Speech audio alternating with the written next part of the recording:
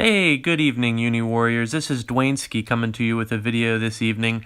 I had an open challenge that Angkor was kind enough to accept a little while back and wanted to make sure that you guys enjoyed finding out which of us won.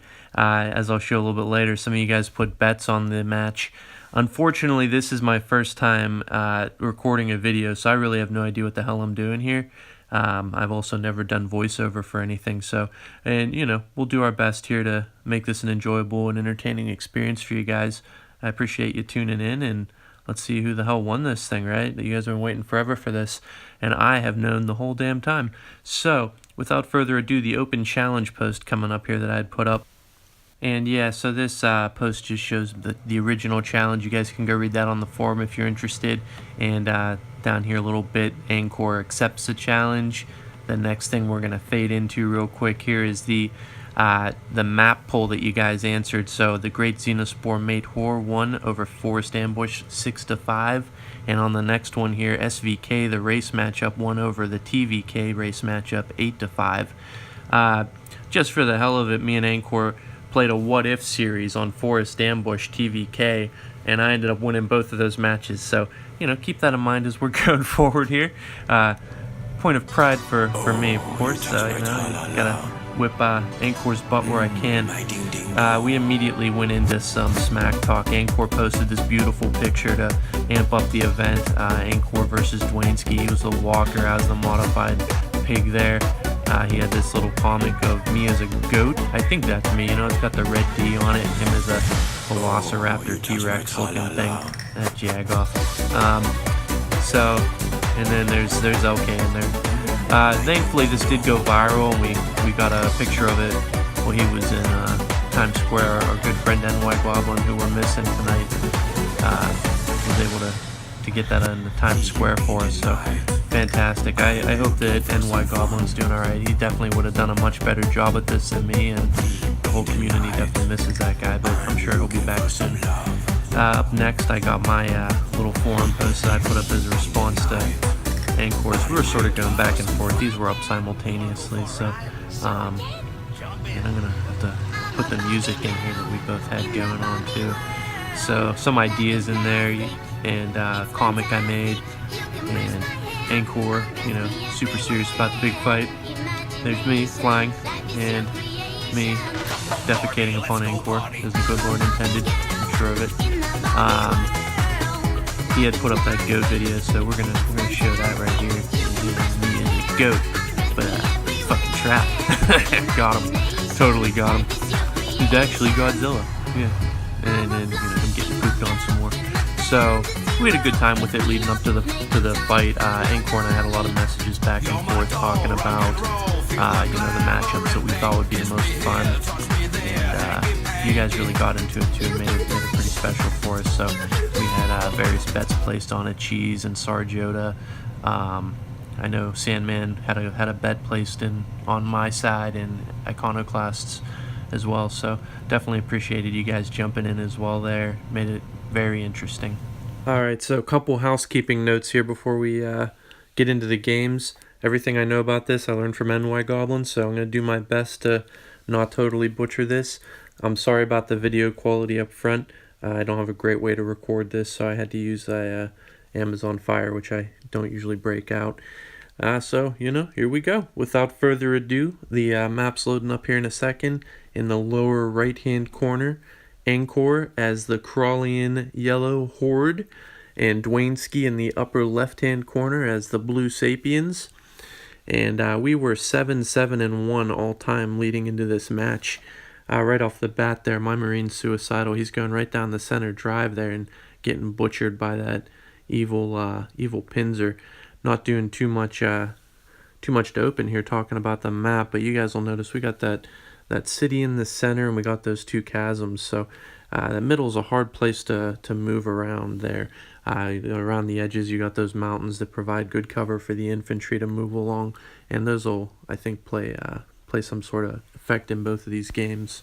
All right, in the early going here, Angkor's done a really great job. He's got that Pinzer out front. He's got two Garudas and those three well-protected Swarmers in the back, going to give him some opportunities for free damage. I'm going to try and whittle away at him. I've got the early 300 to 100 credit advantage here. Got a couple helicopters on the board. See if I can move in on that right side here. Try and do some damage. Angkor's trying to capture that harbor there on the left side. I can't see boats doing too well here. They just don't have a lot of room to operate, but I guess it's always nice to have the option. I'm about to threaten them over there on the right side pretty hard, I think. Go for that base capture with all those helicopters. And to be honest, I was feeling pretty good about that right there, you know, going in and taking that base early. It's like, I know I'm going to take some losses, but that feels like a win. So we're going to queue up the Duaneski music there.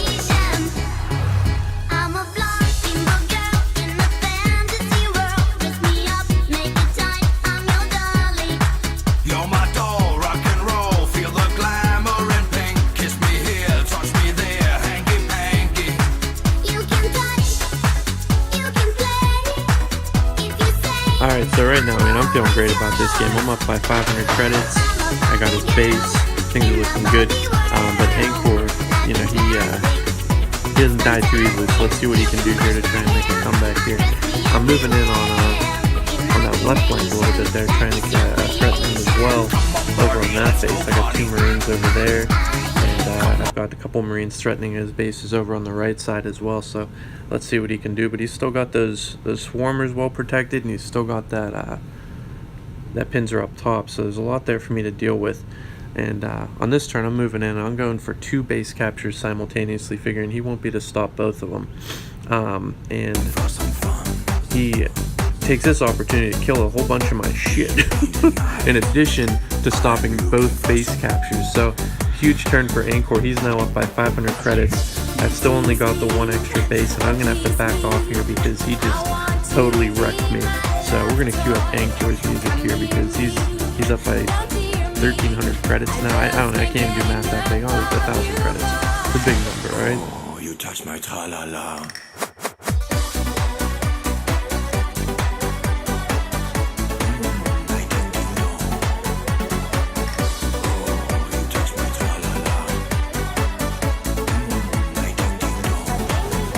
So I think this is really going to be the turning point here. Can Angkor make a comeback? Can he get that base back or take a different base?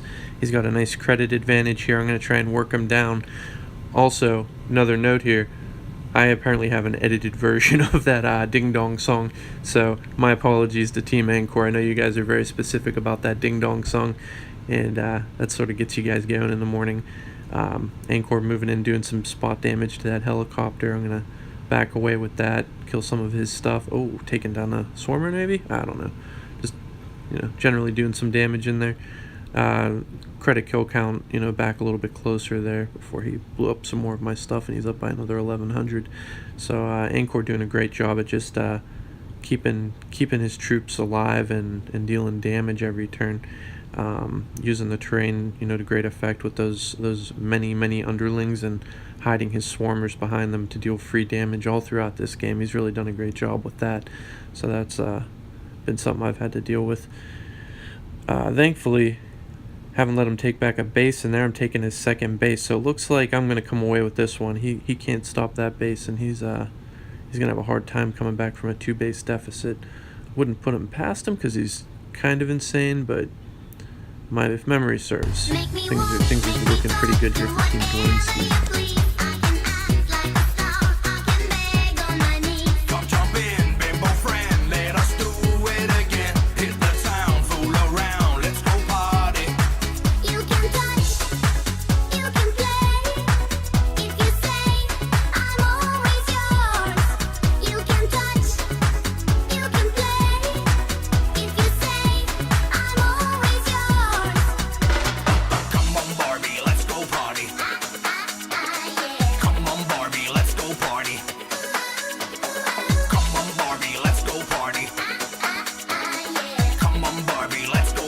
So here, just let him mop up the rest now. He's still up by 400 credits. You know, he really did a great job at just not dying easily.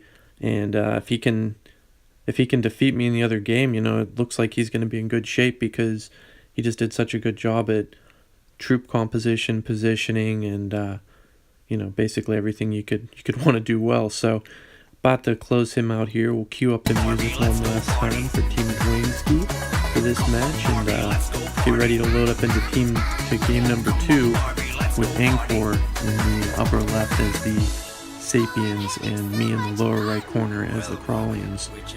And go Team Duaneski. So I gotta say, I really love that end graphic there. That was a nice touch by Zavi.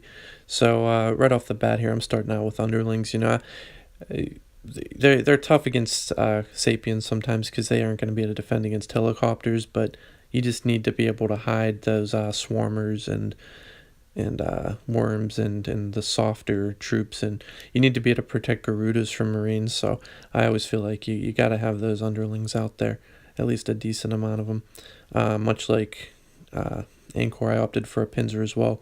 Right away, he's got 2 helicopters and 3 Marines right there in the middle, just looking. And you know, with the mobility of the Sapiens, you know, you can really threaten a lot of different places by just positioning in the middle. Right away, he's going hard left here. He's going to position a lot of Marauders on the right, deal some damage, or on the left and deal some damage on the right there too. I'm able to move in here and with my buried underling there do some damage and kind of make this threat immediately go away, but I do take some losses by having to kill that Marine to make sure he doesn't take that base that turn. I'm forced to take some losses there, and he's up to a quick 950 to 350 lead. So not looking good real quick there. I got the Worm out. He's doing some work, and Angkor's coming in here real quick, striking this turn right here. He starts out up 400, and he's going to go ahead and take out that Worm. That's a big loss for me right there. It's a big artillery piece and was threatening a lot there in addition to the credit cost. So that's going to put me down a good chunk.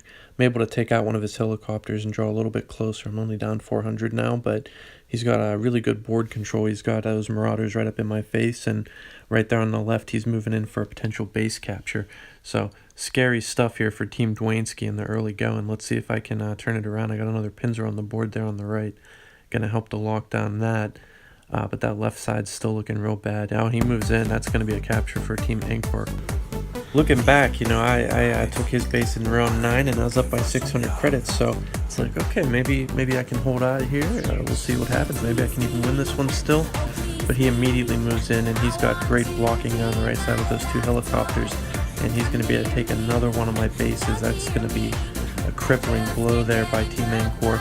I've still got 3 Pinzers on the board, so I'm going to be able to hold out here a little bit, but I still got 13 rounds to go. I don't know if that's going to be in the cards for Team Duaneski here. You might want to get your coins ready, Sandman, if you're watching this right now, dude. It's not looking good.